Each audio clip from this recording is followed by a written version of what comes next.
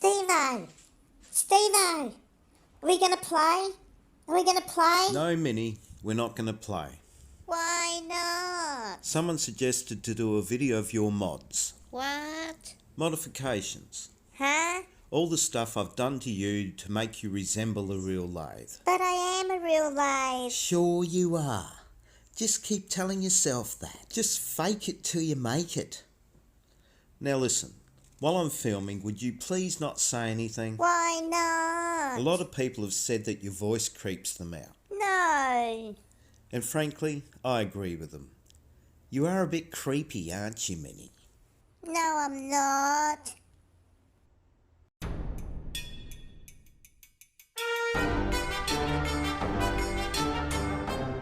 Oh my God, where do I start? When Minnie landed on my doorstep 5 years ago, I mistakenly assumed that she was a plug-and-play machine.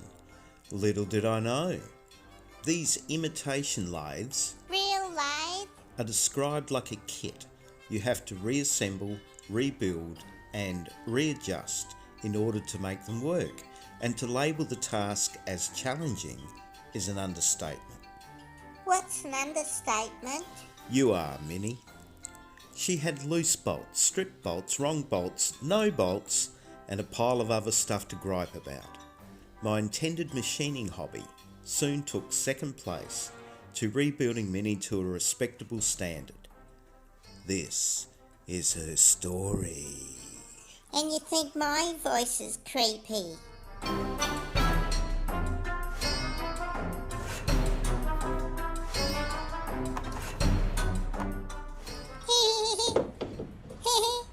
What's so funny? That tickles. Minnie, I'm demonstrating this neat little trick to keep the plate from turning when I remove your tailstock. Not my idea, but a great simple mod. Just a bolt through the lock plate. Clever. I added a spring to keep it at the right height. Minnie didn't come with a tailstock lock, she just had a bolt here, which soon became growling fodder. You're always growling. I've noticed that some Minis are now being sold with a lock for about the same price, so save yourself some grief, or you have to make one like this. This design has been floating around for some time and is reasonably simple to make. I haven't stripped this down since I made it, so it'll be interesting to see how it's worn.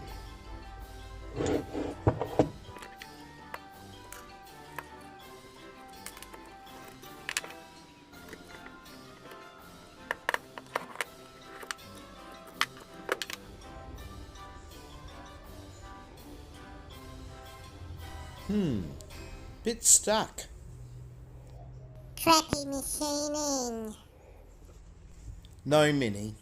Good machining.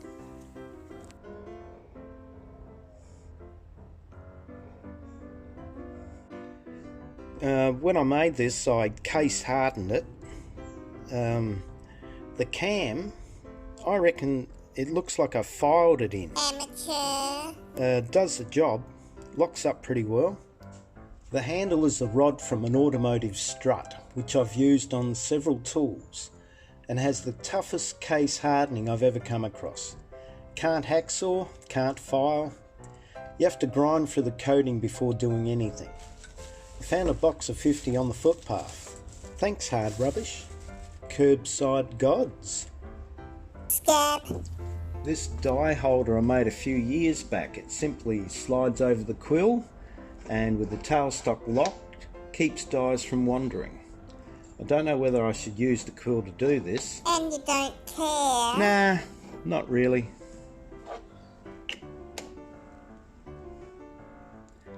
Another strut pole. You're such a scab, Stevo. Now to the carriage, or should I say, miscarriage. The first week I was playing with Minnie, thinking I was the world's worst machinist. A strange clicking sound started from turning the carriage wheel. A socket bolt had fallen out from underneath the carriage plate and balanced itself on top of the large gear. It was the middle one, of course, and the only way to replace it was to remove the apron. So assuming that this was a precision fitting and something I shouldn't screw with, I had no choice but to dismantle the carriage, only to discover that none of the bolts were tight.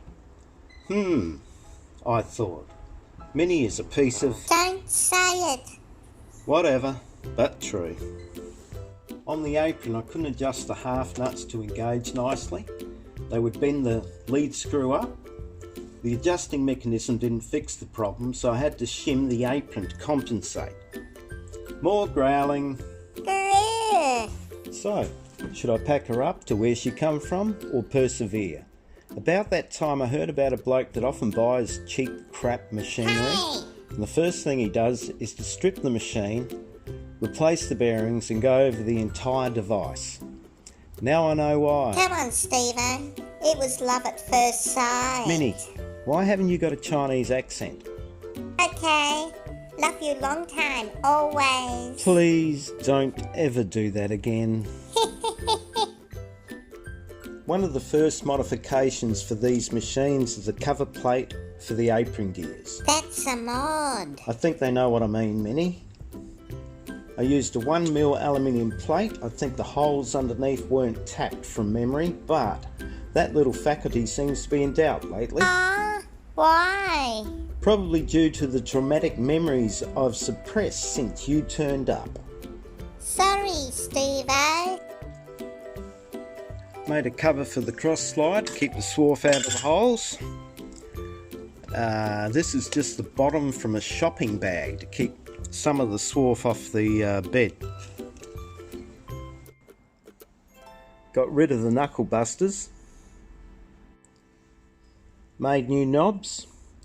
Long time ago. You can tell by the crappy knurling. Crappy knurling. These original ones look like monkey nipples and don't spin unless you got oil on your fingers. Monkey nipples. These are so much nicer to use, more control. I'll just pull her off, show you how they're made. Come on, drop on the ground, go on, drop on the ground. Nope. Okay, we have a outer brass tube. We've got an inner brass tube, and I had to drill and tap this hole to take this bolt. Alright.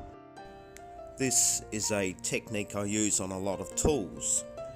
Quite simply, the inner tube is slightly longer than the outer tube, so when it's all locked up, the outer tube spins freely. Extended the cross slide. This is an extra piece, probably 25mm, just to give you a bit more travel.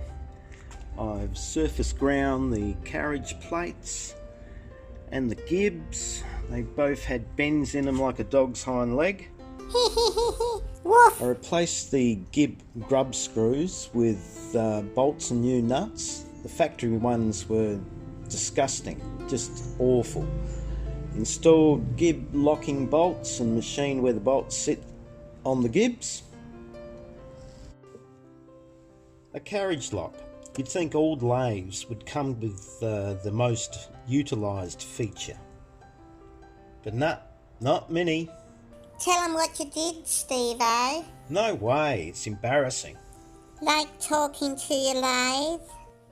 Well, in the early days I thought that this travelling steady hole was the carriage lock. It worked, but made the carriage lift up a bit. And it was difficult to access. Duh. Idiot. Shut up. Scrap metal. Don't start that again. A quick change swarf tray. 2 screws. The stud mounted here. And as far as quick change goes, quick change tool holder. An absolute must. My original post holds my knurling tools. I started out with this, but it seemed to have too much overhang. A lot of chattering. Chatter, chatter, chatter, chatter. More like... Then I bought one of those aluminium cheapos with 3 holders, but the handle bent rather easily, so I decided to make this.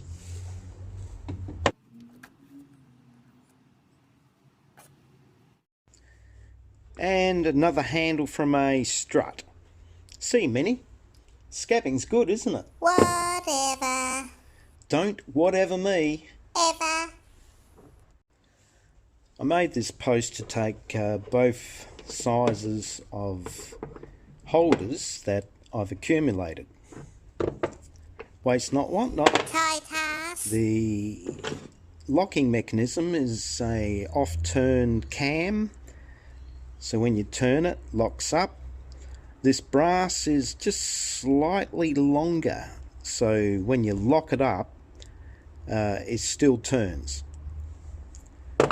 Brass pistons, got a little lip on the inside so they don't fall out, and the corresponding bore was done in a 4-jaw chuck with a boring bar through this hole.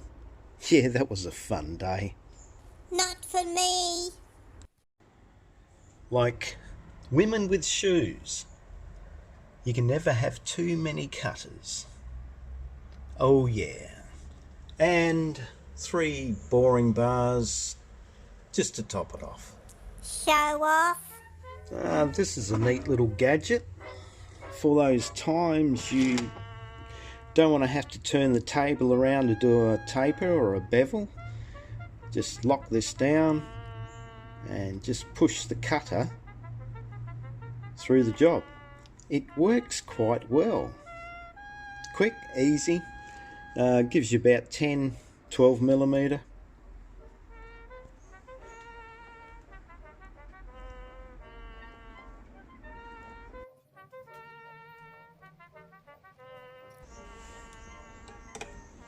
Probably helped undo it.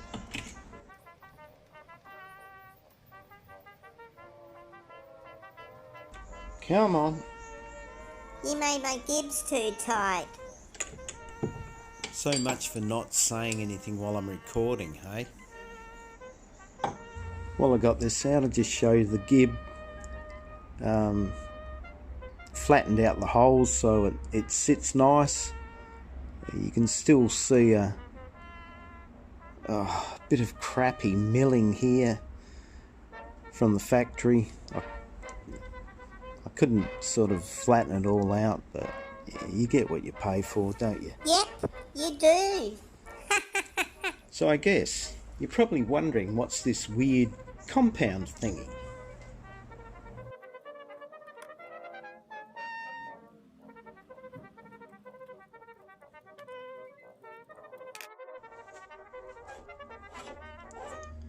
Okay, from memory, this is glued in, and there's a shim under there somewhere. I can't remember exactly what it's for at the moment, but when I take this off, it'll all come back to me, hopefully.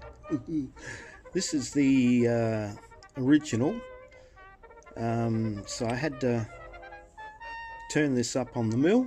That was a fun day. Didn't kill myself.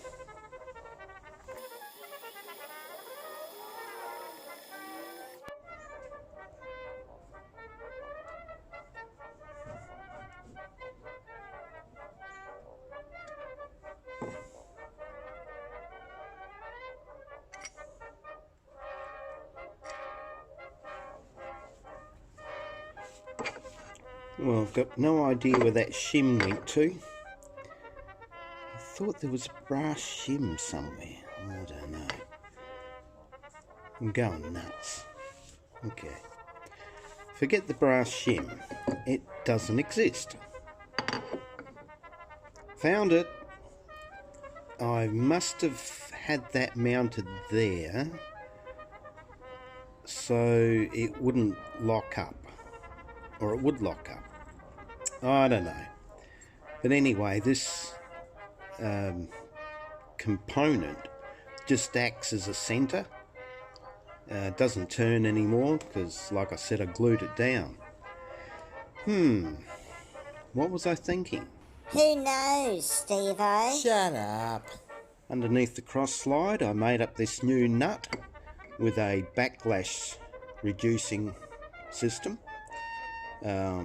This tool goes underneath, take the backlash out when it's on the machine, and then you lock it up with a grub screw. I read somewhere, less backlash, less chatter.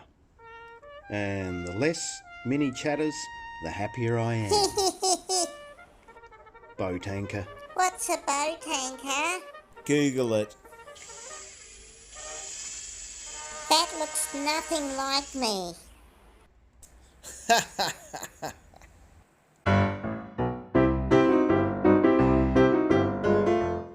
So now to the headstock, or should I say head. Hey! I replaced the spindle bearings with tapered. The old 80mm 3-jaw chuck started to grind and grate, so I replaced it with a 100mm self-centering 4-jaw. Love it. I seem to do more square than hex. In fact, I haven't done any hex. Some of these machines now come with a 100mm 3-jaw. The 3 location holes at the back had to be repositioned and drilled deeper. They looked like they were just centre punched in. Disgusting. These aluminium knobs are just a socket head bolt glued to a bit of aluminium. Very simple.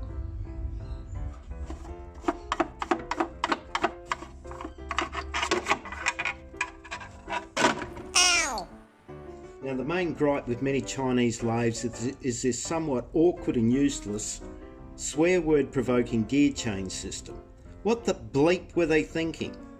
There's plenty of videos showing battles with spanners behind the gear trains.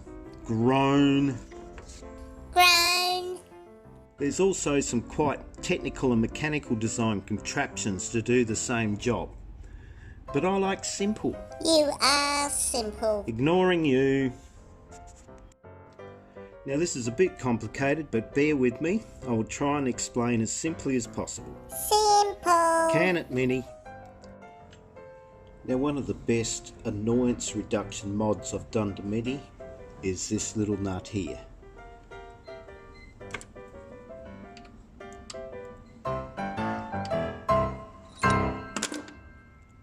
By loosening that, you can mesh the gears, you can take the gear off from this side without having to reach behind and fiddle around with a bloody 10mm socket. Pain in the arse. Your ass hurts a lot. Yep, and whose fault is that? Well,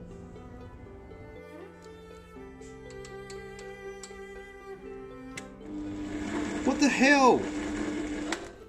I wanna help. Well, bloody well don't.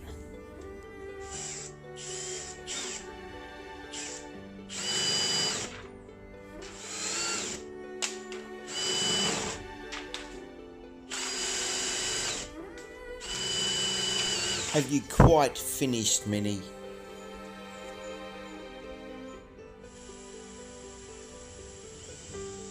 Nice.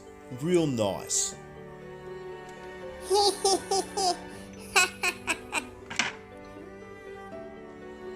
Another neat trick is to put a joiner bolt here.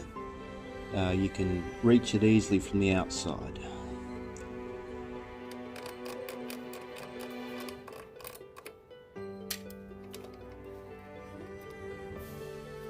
This bolt here was a 5mm. It was stripped. This whole unit was jumping up and down and the gears wouldn't mesh, so I replaced that with a 6mm bolt. So this is what I did.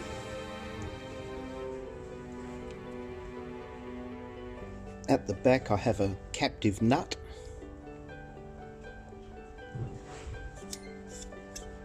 It's held on with a spline from a windscreen wiper blade. A couple of notches to hold it in place.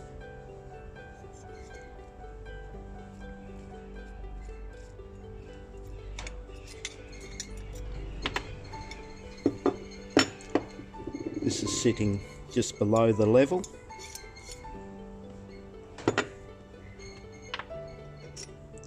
This is the original piece, come off of there. This little bit I turned up. So once again I've used the one bit longer than the other trick. When the unit is locked up, the gear still turns freely. Great simple mod. Best thing you can do apart from a electronic lead screw. I want one of them, Stevo. No, you've been naughty. You will not get anything like that, Minnie. Aww. Sorry, but bad lathes don't get nice presents. Bugger. Yep, forget it. So you think you're buying a hobby lathe, but soon realise the lathe is the hobby. You get what you pay for, I guess, but the alternatives are way over budget for most people. Whatever you do, don't buy the blue ones. They seem to be made from all the reject parts and are much worse than the red ones. So I'm better than the blue one? Only just, Minnie, only just. Good luck and happy growling, fellow mini lathe enthusiasts, or should I say victims. Dad, are you talking to your lathe again? No, I'm not. Haha. You got sprung, Stevo. Oh, shut up. Okay, past your bedtime. I'll put you back together tomorrow. I feel naked. Good night, Minnie. Can we play tomorrow? Maybe, maybe not. See ya.